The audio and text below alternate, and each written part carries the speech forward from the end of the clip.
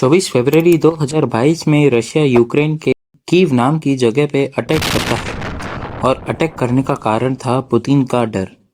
करीब 45,000 यूक्रेनियन इस जंग में जान गंवा चुके हैं। ये जंग 2022 से लेकर 2025 तक कंटिन्यूसली चलती आ रही। आखिर ये खत्म कब होगी और इसमें जीत कौन रहा है, जानेंगे हम इस वीडियो में। हमारे वीडियो में आपका स्वागत है। ये बात है 24 अगस्त 1991 की, जब यूक्रेन सोवियत यूनियन से अलग हुआ था, या फिर बोलो रशिया से अलग हुआ था। बताते चलें, उससे पहले भी यूक्रेन पूरी तरह रशिया से नहीं जुड़ा हुआ था, वो बस रशिया के कंट्रोल में था। 91 में अलग होने के बाद यूक्रेन ने नेटो के साथ रिलेशंस बनाने लगा। अगर आपको नहीं पता है तो बताते चलें, नेटो एक ऐसा अलायंस है जिसमें टोटल 32 कंट्रीज हैं, और इन कंट्रीज में से एक पे भी कोई हमला करता है तो देश की सेफ्टी के लिए बाकी सारे देश उस पे हमला कर देते हैं।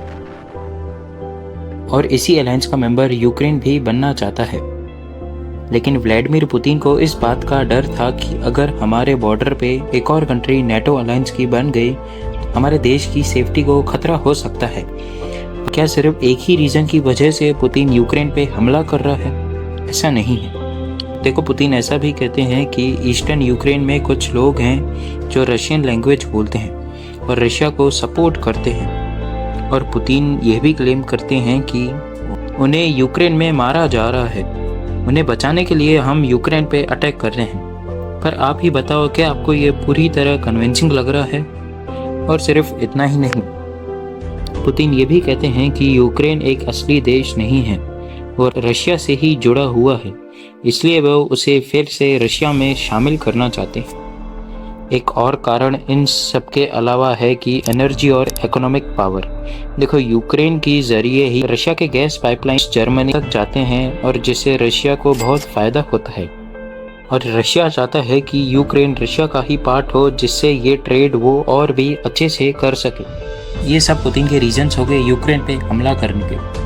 पर अभी और एक इम्पोर्टेंट रीजन बाकी है जो पुतिन शायद दुनिया से छुपाना चाहता है। देखो, यूक्रेन में यूरेनियम, टाइटेनियम, लिथियम, कोल जैसे बहुत सारे मिनरल्स बहुत ज़्यादा क्वांटिटी में हैं। इसलिए पुतिन यूक्रेन को कब्जा करके मिनरल्स को एक्सपोर्ट करना चाहता है, जिससे रशिया की इकोनॉमी आगे बढ़ेगी। और ऐसा होते हुए भी दिखाई दे रहा है, क्योंकि पुतिन ने अभी तक सिर्फ डोनेट्स्क, लुहांस्क, खेर्सन जैसी जगह ही कैप्चर की है जिसमें सबसे ज़्यादा मिनरल्स है। यानी पुतिन ने अपने फायदे के लिए यूक्रेन को कैप्चर करना शुरू किया है।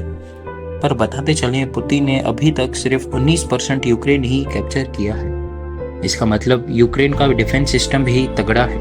बताते चलें, यूक्रेन को यूएस, यूरोपियन यूनियन, नेटो से भी मदद मिल रही है। यूएसए ने तो यूक्रेन को करीब $65 बिलियन के वेपन्स भी दिए हैं लड़ाई के लिए। और अगर बात अभी यूक्रेन की करें तो यूक्रेन ने लॉन्ग रेंज ड्रोन्स भी बनाए हैं।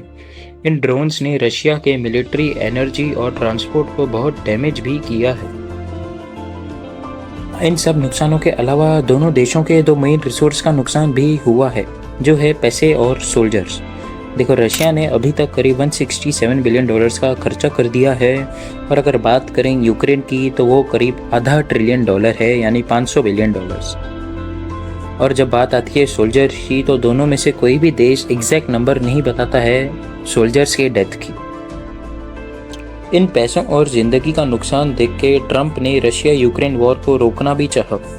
15 अगस्त 2025 को पुतिन और ट्रंप अलास्का में मीटिंग के लिए मिले थे।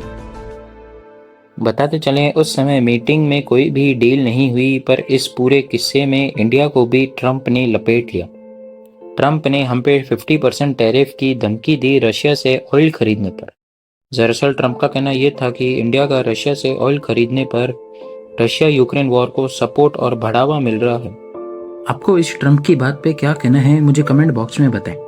देखो, ये सब तो यूक्रेन रशिया वॉर के ऑफिशियल रीजंस हो गए, पर यह पुतिन का प्लान भी हो सकता है। देखो, ये मैं अपने व्यूज बता रहा हूँ और किसी को टारगेट नहीं कर रहा हूँ। देखो, पुतिन को रशिया में काफी लोग हेट करते हैं, और इन सब की वजह से पुतिन की सरकार भी गिर सकती है। इसलिए पुतिन अब देशवासियों का ध्यान दूसरी ओर भटका रहा है। देखो, जब लोगों को अपने ही देश में कमियां दिखने लगती है तो उस देश की सरकार लोगों का ध्यान भटकाने के लिए दूसरे देशों से दुश्मनी कर लेती है और उन पे जंग करती है ताकि पूरे लोगों का ध्यान दूसरे देश के जंग पे हो। और ऐसा ही पुतिन करते हुए दिखाई दे रहा है। देखो, मैं क्लियर कर देता हूँ कि ये मेरा पर्सनल व्यू है और मैं किसी को भी गलत या डायरेक्ट टारगेट नहीं कर रहा हूँ। पर अब सवाल ये उठता है कि आखिर ये जंग ख़त्म कभी होगी। देखो, क्रेमलिन तो ये जंग रोकना चाहते हैं बट वो प्रोसेस अभी तक रुका हुआ है। बाकी आपका इस पूरी जंग पे क्या कहना है मुझे कमेंट बॉक्स में बताएं। उम्मीद करते हैं आपको हमारा ये छोटा सा वीडियो पसंद आया होगा। वीडियो पसंद आए तो उसको लाइक करें, चैनल को सब्सक्राइब करें। मिलते हैं किसी और वीडियो में, तब तक के लिए राधे राधे।